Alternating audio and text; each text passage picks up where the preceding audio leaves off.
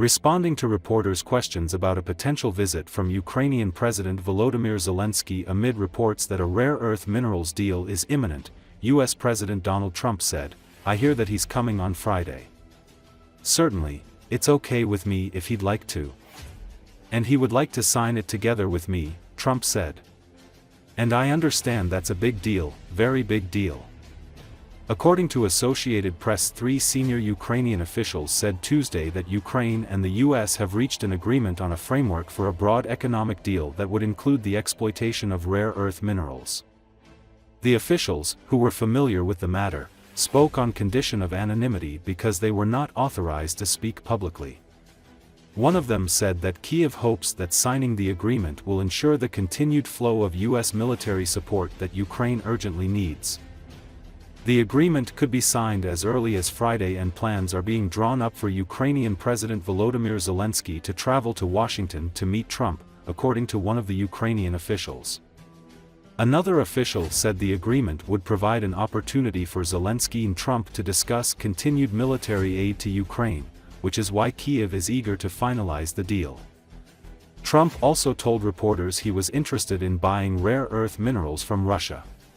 No, the digital tax is taking place all over Europe. They're taxing us, and they're doing other things. They're suing all our companies.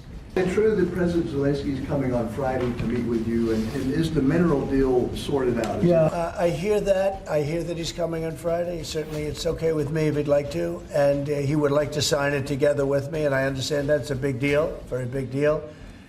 And I think the American people, even if you look at polling, they're very happy because, you know, Biden was throwing money around like it's cotton candy, and it's a very big deal. Look, it could be $1 trillion deal, it could be whatever, but it's rare earths and other things.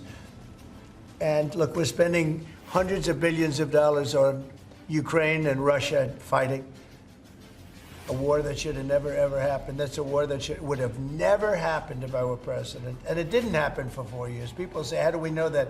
It didn't happen for 4 years, would have never happened.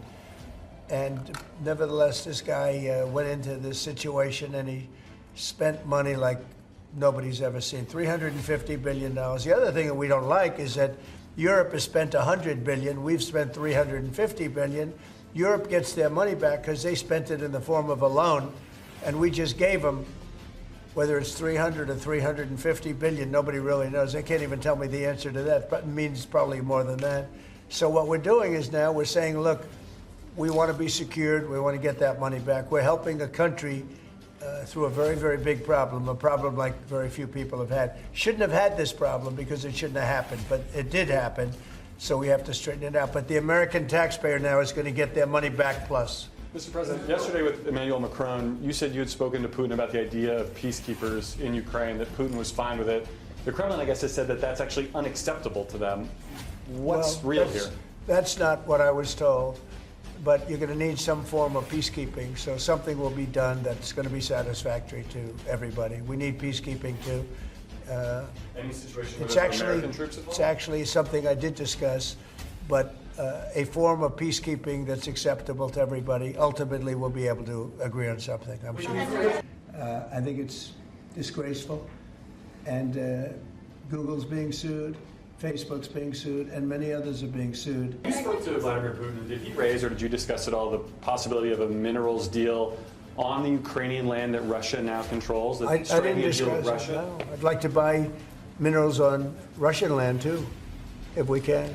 The rare earth. They have very good rare earth also. They both do, I would say that, and oil and gas. Look, it's a great thing if we sell this. It's great for Russia, too, because we can do deals there. They have very valuable land that isn't utilized. So something like that could take place, yeah. Have you put raising or lifting sanctions against Russia on the table as your No, we haven't lifted any sanctions on anybody. on the table as part of any negotiation? Well, I guess it will be at some point, but right now we haven't agreed to lift sanctions on anybody. Nothing to do with the taxes, because the taxes is what's bringing all these companies in. So. Canada will soon transfer $5 billion Canadian dollars or $3.52 billion in military equipment to Ukraine, as well as profits from frozen Russian assets. Canadian Prime Minister Justin Trudeau said this during his visit to Kyiv. We will send 25 LAV-2 infantry fighting vehicles, 2 combat support armored vehicles, a landing system for F-16 fighters, for F-16 aerial training aircraft, as well as millions of rounds of ammunition, military equipment and medical supplies, where Ukrainian servicemen have been trained in Germany, he noted. He added that Canada will also provide grants to support energy security. Previously, Spain Prime Minister Pedro Sanchez announced that Spain will provide Ukraine with a new aid package worth €1 billion. Ukraine must achieve a just and lasting peace. I have just announced in Kiev that Spain will send a new military aid package worth €1 billion to the Ukrainian people, Sanchez wrote on his X account. Estonia delivers a new military aid package to Ukraine, including artillery ammunition and food kits for Ukrainian soldiers. Estonian Prime Minister Kristen Michal announced this on social media platform X. To strengthen Ukraine's position and increase pressure on Russia, Estonia is sending 10,000 rounds of artillery ammunition and 750,000 food packages for Ukrainian fighters, Michal wrote. He added that, at the earliest opportunity, the aid package would be supplemented with defense industry products worth over €100 million. It is up to Ukraine to decide its future. You can always count on Estonia's support, Michal assured. The President of the European Commission, Ursula von der Leyen, has pledged to transfer a new €3.5 billion aid tranche to Ukraine in March. EU leader made this statement during her speech in Kiev. Europe is here to strengthen Ukraine in critical times.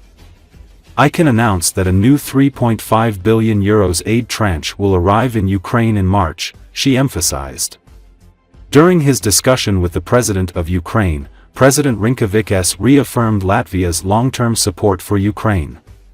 Latvia is allocating 0.25% of its GDP to military aid for Ukraine. The Baltic states and Nordic countries have jointly committed to increasing military assistance to Ukraine by providing training and equipment for a brigade-sized unit to strengthen the capacity of Ukraine's armed forces, emphasized Rinkevičs. It should be noted that the Prime Ministers of Canada, Estonia and Spain, Justin Trudeau, Christian Michal and Pedro Sanchez, the Presidents of Lithuania and Latvia, Gitanas Nausėda and Edgars Rinkevičs, as well as the President of the European Commission, Ursula von der Leyen, and the representative of the Council of Europe, Antonio Costa, are visiting Kiev.